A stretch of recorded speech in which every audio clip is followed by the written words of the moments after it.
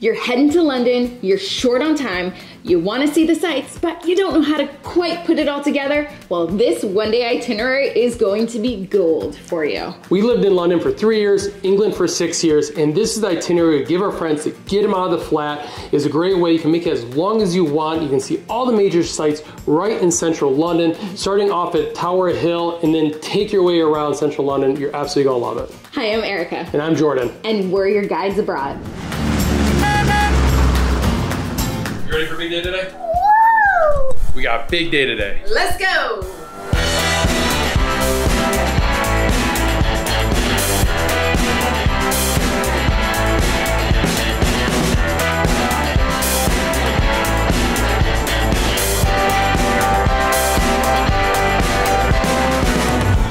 All right, so this itinerary day is great because you knock off a bunch of amazing sights while basically walking the whole day. And this itinerary can take you as long or as short as you want it to. Some of our friends would be gone from, let's say, 8 a.m. to call it 6 p.m.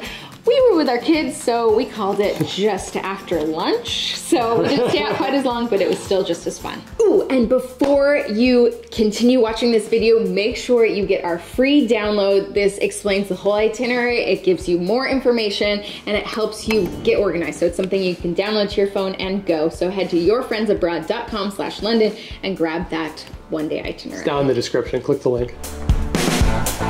Good morning, Kensington. So it's just a quick walk to the South Kensington tube station. It doesn't matter where you stay in London, this itinerary works for you because you just hop on the tube to destination number 1.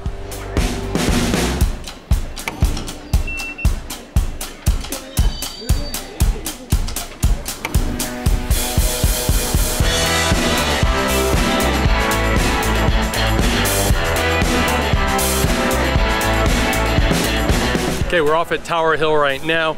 This is serviced by District and Circle Line trains, and you can tell by the color of the bollards, we are now in the city of London. Welcome to the tower.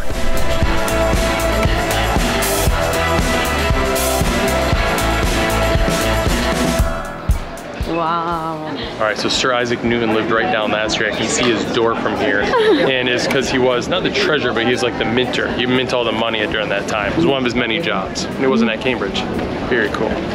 All right, stop number 1 of today. We are heading to the Tower of London. So this is a great place to visit early in the morning because you skip some of the crowds, and make sure you buy your ticket online because you get to skip that queue lining up to buy tickets and you can just enter. All right, so they do have audio tours that you can purchase, so you can walk around with a headset and learn all about the history, but they also have tours every 30 minutes given by the Beefeaters or the Yeoman's Wardens. Those are free tours and they meet at the entrance. Wah! Wah!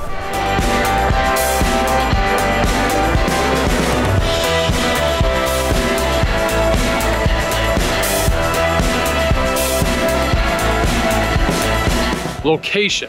The Tower of London is located in the City of London, which is the center of London, right next to Tower Bridge. Hence, Tower Bridge is named after the Tower of London. Like I said, the tube stop is Tower Hill, which you get to from the Circle and the District lines.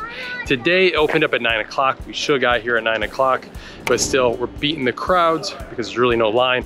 We got here at the Tower of London. We headed straight for the Crown Jewels because the queue only gets bigger as time goes on here. Then we'll check out the rest of the Tower of London. And here are the Crown Jewels, right through there.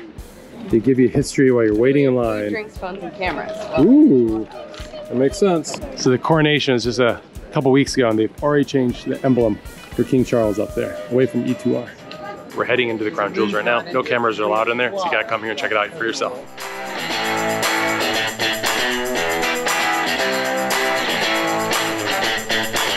So right behind me is the namesake for the Tower of London. It is the White Tower. It was built by William the Conqueror in 1078 and is a symbol of repression to the English people at the time because William was a Norman who invaded England and then ruled it for a long time. My favorite fact about William the Conqueror is that he had the Doomsday Book created, very ominous. It was a great survey done of all the lords and barons of the land to figure out how much they had so that he could tax them for it. So when you're traveling around England, a lot of places will mention in the Doomsday Book because it's a symbol of like how old the thing is, right? How old the city is, because the Doomsday Book was written in around that 1078 period.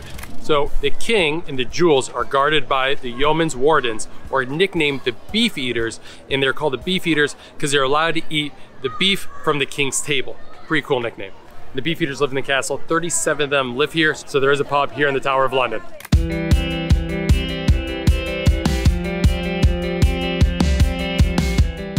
On to the next adventure, and there's the Tower of London.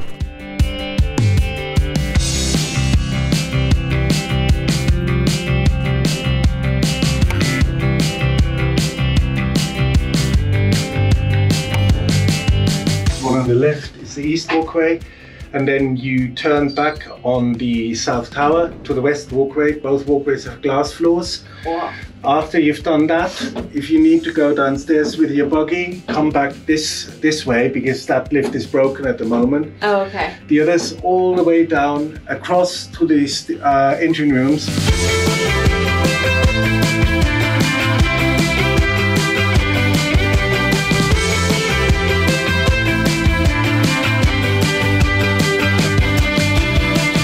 So stop 2 is the Tower Bridge. So I gotta be honest, I've never actually been up here before today because I usually just walk across it and take pictures, but this was worth it. It's gorgeous up here.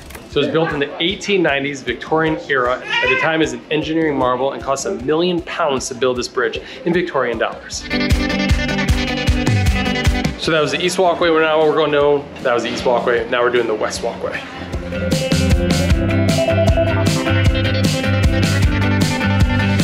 Engine rooms. So these are the original steam engines. They operated until 1976. They went from having to use 80 staff members to operate them down to just 18 when they switched over to electric.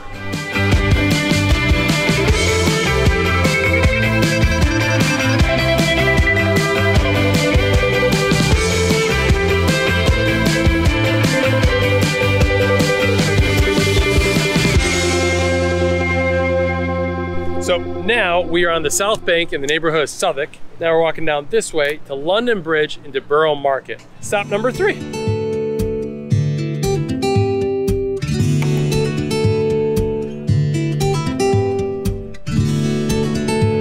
Stop for a tour if you like, or just keep going.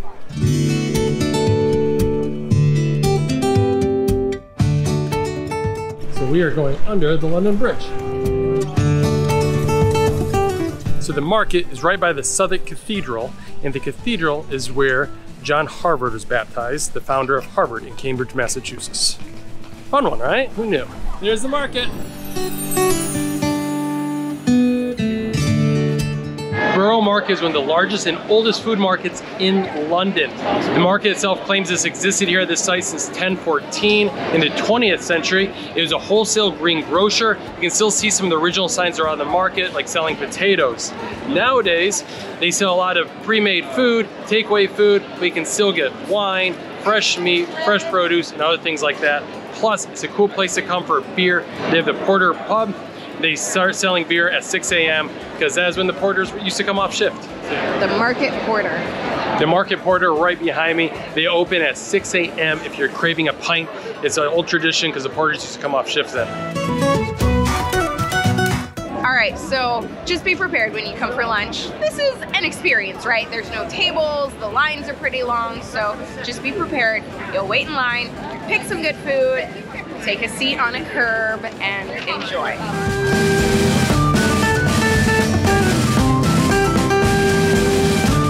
So we have a 12-minute walk now to Millennium Bridge, and I have to say I really love this walking tour because you are walking through so many different neighborhoods, right? So we started in the city, now we are in Southwark. You just get to get a good vibe, a good sense of different areas.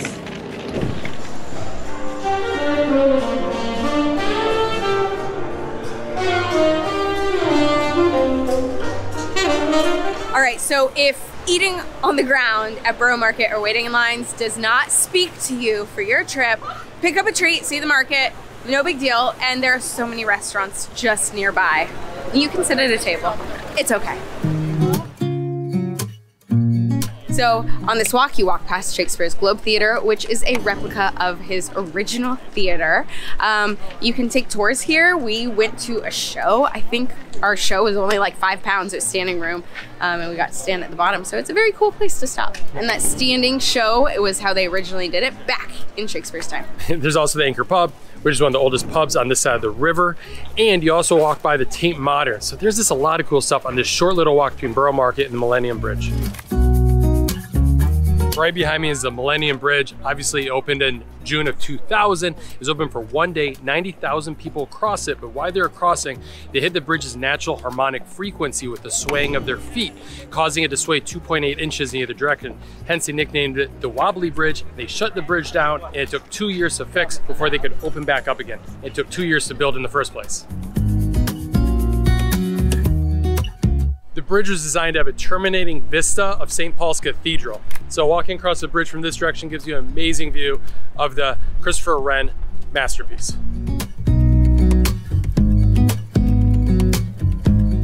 I mean, it's just beautiful. You'll come off the bridge of the City of London School, which is where Harry Potter, Daniel Radcliffe went to school before he became Harry Potter. So we left Bankside neighborhood and now we're back in the City of London, as the bollards would tell you. What's interesting about St. Paul's is that it's built by Sir Christopher Wren. But Sir Christopher Wren, who rebuilt a lot of London after the Great Fire of 1666. So when they built St. Paul's, they also set up viewing like tunnels, they have official name, viewing vistas throughout the cities, your cut-throughs. So different parts of the cities get these great views of the dome. And it's the second largest unsupported dome in Europe. The number one is St. Peter's at the Vatican. All right, so to end the day, you have your choice. You can head into St. Paul's for a tour, get a nice view from the top, or you can head to One New Change and go to their rooftop bar. We are doing neither because we have 2 young kids who are very tired, but we will head back for rooftop drinks another time. Make sure to check out our playlist. They're going right here, a bunch of London videos for you to really help you get out and about and explore London. We try to be as informational, helpful as possible because we're your guides abroad. And don't forget to download your free 1-day itinerary because it's gonna help put this all on paper for you and make sure you have a great time. Thanks so much for watching. Thank you. Enjoy London and join us for more videos.